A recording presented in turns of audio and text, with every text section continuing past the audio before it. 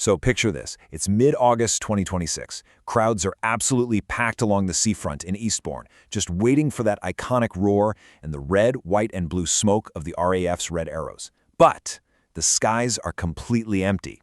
Now, if you've been keeping up with the recent coverage over at Londoner News, you already know the team had to suddenly scrap several highly anticipated UK shows.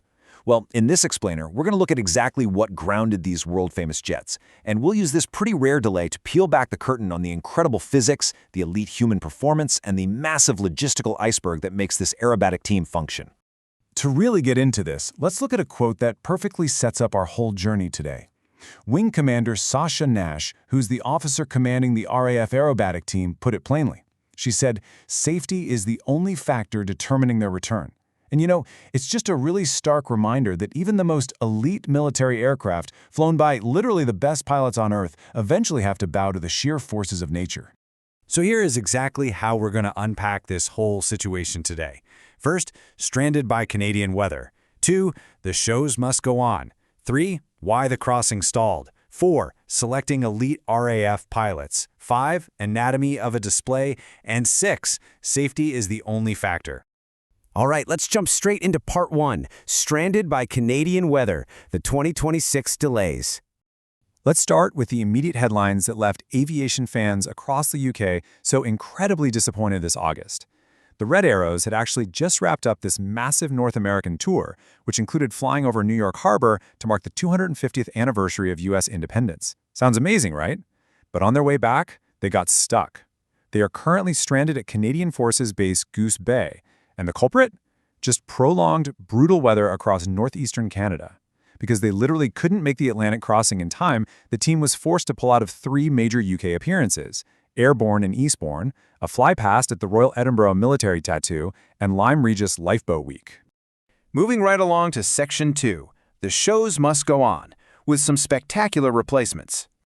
You know, air shows are massive logistical beasts all on their own, and they don't just shut down when one act cancels, even if it's the headliner. Event organizers scrambled brilliantly to save the day here. Eastbourne still managed to put on an incredible show.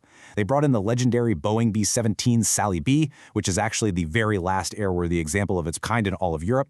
They also locked in the international debut of the French Canard Turbofire Cat, which did this super unique water display. Plus heavy-hitting RAF assets like the Roaring Typhoon display team and the historic Battle of Britain Memorial Flight stuck to their schedules. And up in Edinburgh, crowds were treated to a totally epic flypast by a massive C-17 Globemaster flanked by Typhoons. Okay, part 3. Why the crossing stalled. Machines versus nature. Now, you might be thinking at this point, wait a second. If these are top-tier, elite military jets, why on earth can't they just fly straight through a bit of bad weather? It's the obvious question on everyone's mind, but to understand why they can't just power through a storm in Goose Bay, we've got to look at the specific engineering and the actual limitations of the famous red jets they're flying. So, the Red Arrows operate the Hawk T1, and unlike your larger modern fighter jets, these 9 Hawks simply cannot take on fuel in midair. They just don't have the capability, which gives them a strictly limited range. This means a transatlantic hop isn't just a straight shot, it's a highly delicate, heavily choreographed chain of short flights and refueling stops. And honestly, this brilliantly illustrates the logistical iceberg beneath the surface of the Red Arrows. They aren't just flying 9 planes across an ocean, they are moving an entire support armada. Because they have to make these short hops, they absolutely require suitable diverging airfields along some incredibly desolate northern routes. They need perfectly positioned search and rescue cover, plus massive transport aircraft carrying their engineers and all their tech equipment. The crazy part, the RAF actually built contingency time into this schedule based on lessons they learned from crossings in 2019 and 2024, but the Canadian weather was just so consistently terrible that it chewed right through their buffer. Which brings us to Section 4, selecting elite RAF pilots.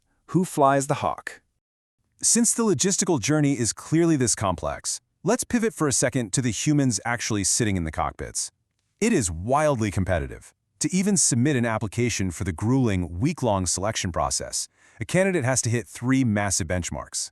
First, they must be an active RAF pilot rated strictly above average. Second, they need a minimum of 1,500 flight hours. And third, they have to have completed at least 1 frontline operational tour. And get this, even after all that, only 3 new pilots are selected each year to replace the ones finishing their typical 3-year term. That those pilots, they're just the tip of the spear. There are up to 100 support personnel working tirelessly behind the scenes to keep those jets in the sky. This whole crew includes the Circus, which is a team of engineers who literally fly in the back seats of the Hawks during transit, and the Blues, a wider support team named for their blue coveralls who handle everything from ground logistics right down to the explosive charges in the ejection seats. All right, part 5. Anatomy of a display, what the crowds are missing. Now that we know who flies them and how they operate, let's break down the exact sequence of the 2026 routines that UK audiences at Eastbourne and beyond are so eagerly waiting to see once they finally return. Every single year, the display is redesigned totally from scratch during a punishing 7-month winter training cycle across the UK and Greece. The 2026 display lasts about 20 to 25 minutes and features 19 named maneuvers. The formation itself is basically split in two. You've got Enid, the front 5 jets flying tight, sweeping shapes, and then you have Hannah, the rear jets creating these dynamic splits. Within Hannah is the famous synchro pair, Red 6 and 7, who do those heart-stopping opposition passes, and the whole shebang is orchestrated live over the radio by Red 1, Wing Commander John Bond. So, the really crucial point here is that Red 1 actually dictates the exact show they fly on the spot, based entirely on the weather in that exact moment. If the cloud base is sitting pretty above 5,500 feet, the crowds get the full display with massive vertical loops. But if those clouds drop below 2,500 feet, they immediately switch to a flat display. No loops allowed whatsoever, just incredibly precise flypaths and steep turns. Now, for audiences lucky enough to get the full display this year, the 2026 season is incredibly special. The team has actually revived the Cascade Showstopper finale. This is a complete visual marvel where the team pulls a huge loop up to 6,500 feet and then fans out into this massive wall formation. It's so incredibly complex, they haven't even performed it in public since 1997. That's nearly 30 years. And let's look at how this builds with the synchro pair. When Reds 6 and 7 break off to perform their opposition passes, like when they draw the famous heart and spear, they are literally flying directly at one another. Their combined closing speed is over 800 miles per hour. I mean, at those speeds, inches matter. It demands absolute, unwavering perfection. Finally, part 6. Safety is the only factor. So, we've seen the incredible speed, the immense skill, and the strict physical limitations of the jets. And this brings us right back to our central theme that ties this entire explainer together. The recent delays in Canada, the UK cancellations, they're not isolated incidents. To really understand the RAF's mindset, just look back at the 2023 Southport Airshow. The Red Arrows canceled at the absolute last minute due to a wet runway and low clouds. Some fans were super upset, naturally, but the reality is that their safety window, which is a column of restricted airspace carved out just for them, is only active for a few precise minutes. If conditions aren't flawless in that exact window, they abort. The RAF will happily face a massive PR headache and disappointed crowds over ever risking a single pilot or spectator's life. Which brings us full circle right back to Wing Commander Nash's quote.